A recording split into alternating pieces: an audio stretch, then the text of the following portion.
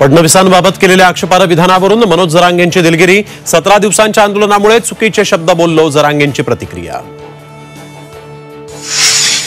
जरांगेंच्या आंदोलनाप्रकरणी SIT स्थापन करा, विधानसभा अध्यक्षांचे सरकारला आदेश। तर कुठल्याही चौकशीला तयार, जरांगेंचं आव्हान।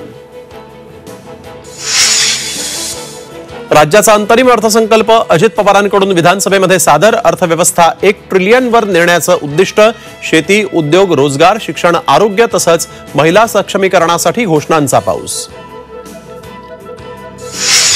निवडणुका डोळ्यांसमोर ठेवून बजेट, शेतकरी, महिला, सर्वसामान्यांच्या पदरी निराशाच। राज्याच्या बजेटवर विरोधकांची टीका। महाविकास आघाडीची मुंबईत बैठक, लोकसभेच्या जागावाटपावर होणार चर्चा। वंचितकडून आंबेडकरांऐवजी प्रतिनिधी उपस्थित राहणार। राज्यात 7 जिल्ह्यात गारपिटीचा तडाखा, रब्बी पिकांचं नुकसान। तत्काळ पंचनामे करून मदत देण्याचा सरकारचा प्रयत्न। फडणवीसांची विधिमंडळात माहिती।